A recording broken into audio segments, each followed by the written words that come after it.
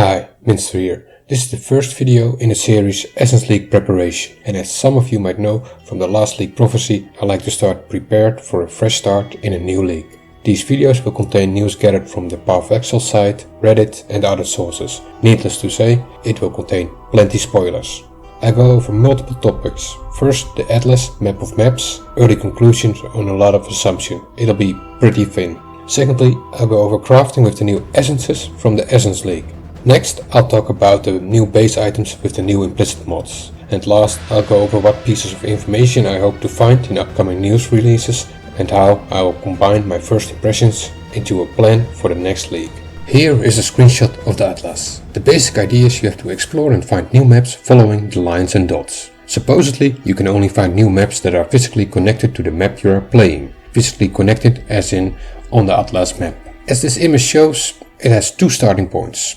Probably two tier 1 maps are used, found outside maps, in Act 4 Merciless for example. By playing the first maps, the Atlas has been explored a little, following the lines. There are three variants in which the map points are shown. Bold map points, opaque map points, and invisible maps inside the fog. The bold map points might have been maps that are fully cleared or where you have killed the boss, and completed maps will give global extra quantity or just map quantity while progressing through the Atlas. Opaque maps might be, as in assumption, maps that you have entered but not cleared or not killed the boss. The invisible maps are the ones you haven't entered. So to assume some more, in this system you cannot find maps deep inside the fog of war. So what if you just bought them from another player? Your progression on the Atlas could make huge jumps, since otherwise you'd be confined to the few exploration lines leading into the fog. So what if? Think with me here, you would not start exploring the Atlas with tier 1, but just buy a gorge map. And you keep running the gorge map and it'd be the only place you've explored on the Atlas. Would that mean you have loads of gorge maps drops from your map, since that's the only one of the few possible maps that can drop? It would be an interesting strategy. There are two items that can enhance your Atlas. A sextant and a shaper. The cartographer's sextant buffs all maps within the radius with something. This screenshot shows an example, a random map property. This can boost the map quantity significantly. Think of having 6 of these circles up at once. The consequences can be huge. If these random map properties are drawn from the known map pool, suffixes and affixes, you could end up with unexpected nasty mods that could break your map. Think of Reflect mod or the rare Blood Magic mod. That means if you want to use sextants, you need a pro mapper's build. Probably having huge reflect mitigation by doing chaos damage or traps for example. The Shaper item will add 5 levels to your map. Supposedly it can only be used on white and yellow maps. This is still major stuff, since a yellow map with 5 extra levels can easily drop item level 84 gear. It would massively improve your loot. A lot of questions remain. One thing stands out. If you want to explore the Atlas and face the new map bosses, tier 16, you need a hell of a build. A build that can do everything. That means no fluffy experimental builds, but an OP one. New bosses means hard fights up to unknown strength. If they are uber at zero difficulty level, you need something with insane single target DPS, like a Bladeful Miner or a Lightning Arrow build with Frostwall. With 5 new tier 16 bosses, that probably means you're going to need more than one character to fully clear, since it's very likely the fights will be rock paper scissors. In the center of the Atlas you can see the last bosses: Minotaur, Phoenix, Hydra, Chimera and the hidden final boss called Shaper. More than one character? Yes, and trust me, it'll be a lot of work getting them both equipped, and it's needed. Think of clearing a map with Lightning Arrow, then relogging to your Bladeful Miner to kill the final boss. This might be a lot easier if you organize yourself in a party. Many players will opt to just buy the boss kill from other players to save the trouble. Whatever you do, be sure, make 2 characters that can clear at least one of the Reflect map mods, so you can swap when needed while progressing through the Atlas. Usually it's rather refreshing when playing a second character, so it's not all that bad. Okay, on to the second topic, the Essence League. I've taken some screenshots from a demo video made by Christ Wilson IGN Journalist. I'll put a link in the description. Here you see the dropped essences in a new map called Mesa. The essence has the prefix Wailing, and that first word indicates its tier. In this case that's tier 4. An essence can scale up to tier 7. The wall of text is overwhelming. The crafting implications are huge. Getting a guaranteed roll is like the luckiest alchemy orb over and over again. The map Mesa is probably something like a white tier 5 map. The Wailing Essence is tier 4 and gives a property of level 75 or less. I'm assuming the property is of course guaranteed, but a level of the property is not. So 75 or less, it can be maximum level 75, but you could possibly end up with a property of level 10. You can improve this guaranteed property rule with a higher tier of essence. In the bottom of the picture you see them all lined up. The maximum tier is 7. A vendor recipe exists to upgrade essences. If you vendor 3 of the same tier, the result will yield you 1 essence of 1 tier higher. That would mean it would take 27 tier 4 essences to make a single tier 7 deafening essence. There are 25 different essences. In the bottom of the picture you can see some different icons. There are indications roughly 1 essence will drop each map you run. Tier 4 essences can drop in tier 5 maps, so even if you run 27 tier 5 maps, you still don't have a single tier 7 essence, since you now have a bank tab full of different ones and you cannot use the vendor recipe effectively. So if you want to farm these essences, it will be crucial to gain the maximum that can drop. But perhaps the highest tier of maps, tier 16, can drop tier 6 or tier 7 essences, but alas, Chris Wilson said on Reddit, tier 5 is the maximum that can drop in the world. One thing looks obvious.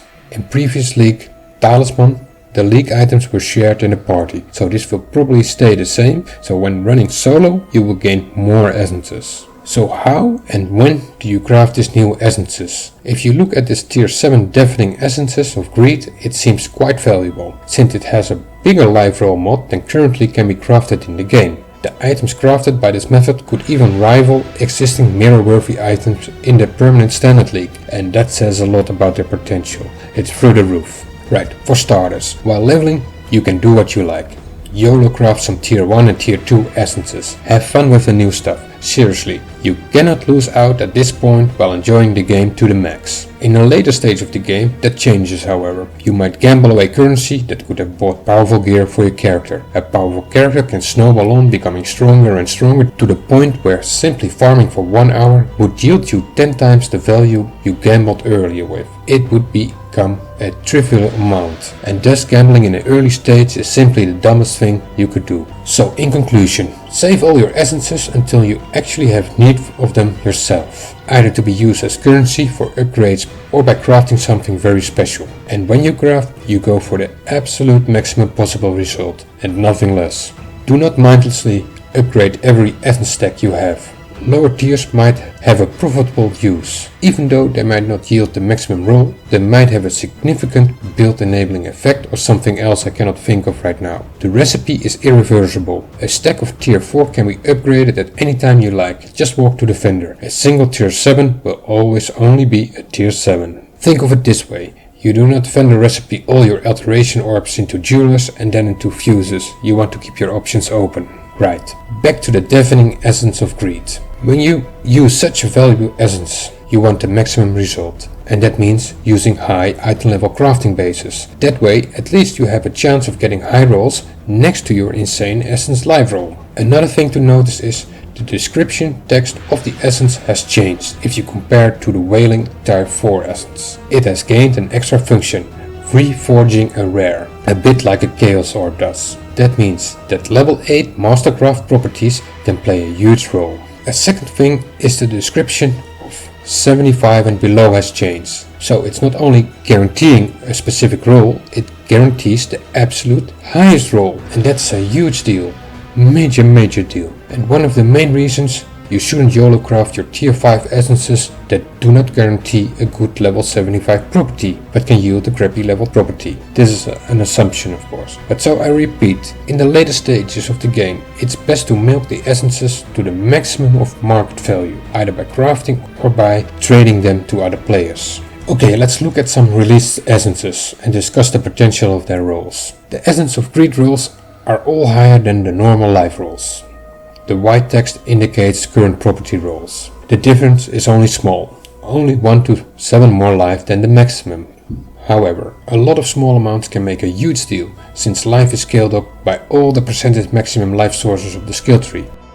And these essences are extremely powerful. powerful. So instead of using like 50 chaos to roll high life on an item, this would only take 1 essence. There would still be a rather high chance of getting poor other properties, breaking the item. And here come the mastercrafts to the rescue. If you can lock the prefixes before applying the essence, you can guarantee you have 3 perfect prefixes. Items without life, people usually discard us or sell cheap, might be godly for this method. Think of an armor helm with high percentage increased armor and high flat armor but no life. You could guarantee to add an insane life roll to that by using a master level 8 craft called prefixes cannot be changed. Cannot be changed, it does not say cannot be added. So the cool prefixes are kept while adding the essence prefix. The random factor of gaining unwanted suffixes remains. Who knows, you might even be able to craft multiple essence properties on one item. It might not be limited to only one craft like the master crafts. Up next, Essence of Horror. A chance to get charges on kill is always nice. The feeling I get is that this property is probably a prefix, and for many weapons there is no spare prefix for a mod like this. Converting physical damage to an element is vital for many builds. In the highest level maps, physical damage can easily be lethal. Built with Energy Shield would pay fortunes for a file regalia with this mod. Same method as described above could be used to create this body armor. A helmet with 40% more elemental damage. This would be OP for Righteous Fire. And that's because there are very few gems that actually increase your Righteous Fire damage. This would be a 4th support gem. Could also be nice for a Templar Hierophant, since that ascendancy class also gets 20% elemental penetration on their helmets. 4 plus 2 would be equivalent of a 6-link, not bad for a helm. Adding elemental damage is nice, it does not state for attacks only. If this could work on spells, it would be absolutely bonkers. Increasing an already overpowered effect like Fortify is always good. I'm not a big fan of this belt mod. It really depends if it's a suffix or a prefix. An extra 5% reduction could be vital for some builds. Essence of Woe has lower property rolls than existing rolls. -1 to -5 or 6. Interesting note is that this craft is not restricted to weapon types. Master crafting spell damage is restricted to weapon types. This has still great potential, even for two-handed weapons. Think of staff with property giving like +1 level to equip gems. Adding spell damage would really make a rare stuff like this shine. The flat energy shield rolls are awesome. It will be a lot easier to make those high ES armors and shields now. It's also handy for hard to craft items like sorcerer gloves. Strangely enough, the belt rolls stay the same. The percentage increased energy shield compares to the mastercraft roll. The essence roll is a lot more consistent. Look twice at rings with 2 perfect prefixes before junking them. Last there is the quiver elemental damage roll. It's a bit low but still high. It's still a hard item to craft since the suffixes play a vital role in creating a good quiver. There are 25 different essences, so there will be a mega shift in the crafting meta. It will take time before the public knows best new builds and just the best items to craft. Another reason to save up all your high tier essences to milk them to the maximum value. On to the next topic, the new item bases. They drop in specific areas on the Atlas map. That means they could only drop with a suboptimal item level, since the maps in that area might be well below level 82 for crafting.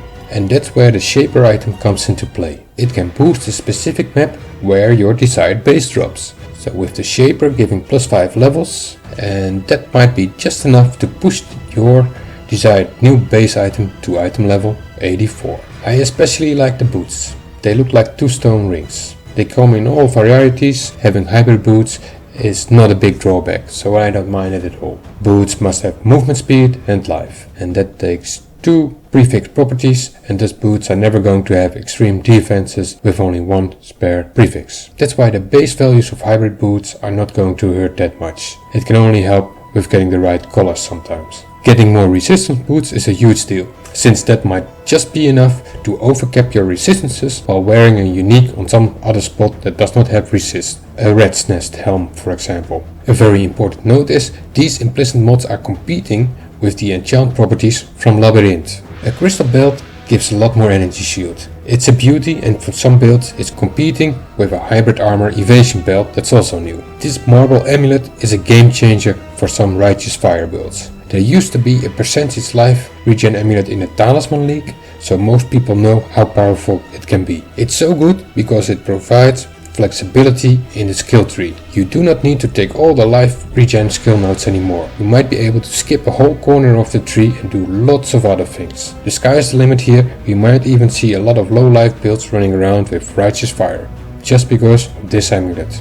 There's a new helmet with minion mods that could be interesting. And besides that, there are these new glove bases. These implicit mods are very weak and are competing with labyrinth enchants. Since glove enchants from the labyrinth are very fluffy, most competition will probably come from corrupted gloves. Vile orbs can add curse on hit effects that yield the strongest gloves in the game.